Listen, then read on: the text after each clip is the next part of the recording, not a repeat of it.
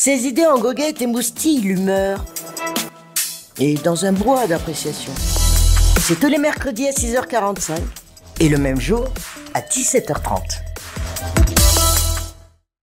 Eh bien, voilà au moins un classement où le pays se trouve en bonne place. En effet, Madagascar vient d'être classé 6e pays le plus paisible d'Afrique.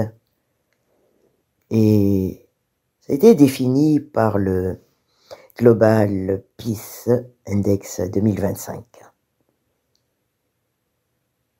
Ça sonne bien, non? A priori, oui, Jean-Patrice, ça sonne bien. Mais avant de sortir les confettis, il est mieux de se pencher un peu plus sérieusement sur ce que cela signifie vraiment. Car derrière cette position flatteuse sur le continent, eh bien, il y a un bémol. C'est que la grande île chute de 15 places au classement mondial. On va se l'avouer, on passe de la 44e place à la 59e position. Eh oui, Madagascar reste dans la catégorie des pays à haut niveau de paix, mais cette position nous rappelle que rien n'est jamais acquis.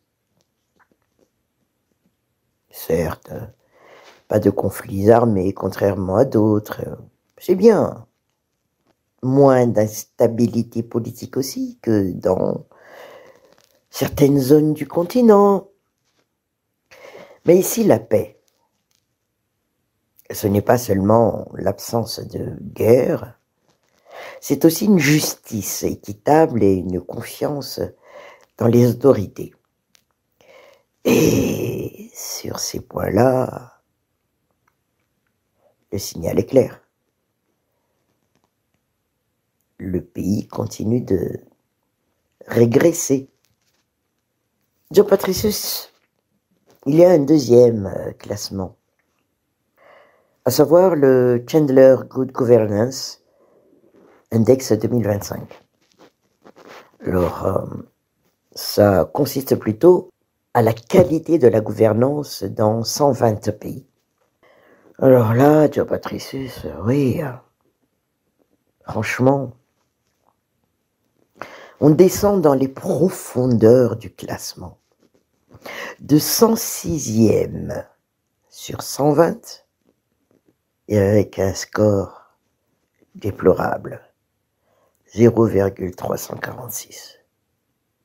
Mais bon, il faut bien le dire, sur ce point-là, on ne joue pas dans la cour des champions. Car dans les domaines évalués, on cite la gouvernance publique, les services essentiels, la lutte contre la corruption. Et oui, nous en sommes encore loin des normes. Alors, faut-il pour autant céder au fatalisme? Vous dites, Joe Patricius, certainement pas. Car, et c'est important de le souligner ici, tout n'est pas sombre d'autant que le rapport met aussi en avant des signes encourageants avec une certaine capacité d'adaptation. Des efforts en matière d'égalité des genres, une efficacité relative des dépenses publiques, malgré les faibles moyens. Oui, ce n'est pas encore grand-chose, mais c'est un début, un levier sur lequel s'appuyer. Alors, que peut-on tirer comme leçon de ces deux classements? C'est que la paix seule ne suffit pas. Elle est essentielle, mais elle doit s'accompagner d'une bonne gouvernance pour être durable. Un pays peut être calme en apparence, mais s'il est miné par la corruption, la pauvreté ou encore l'inefficacité administrative, c'est clair, il reste fragile. Et il suffit d'une crise que ce soit social ou politique, pour tout faire vaciller. Ensuite, Jean Patricius, que les classements ne sont pas des jugements définitifs, mais des outils. Reste à savoir si on l'a compris comme tel. Libre à tous les responsables concernés de les prendre en compte ou de passer à autre chose. Mais il serait toutefois dommage de ne pas s'en servir comme point de départ d'une vraie réflexion.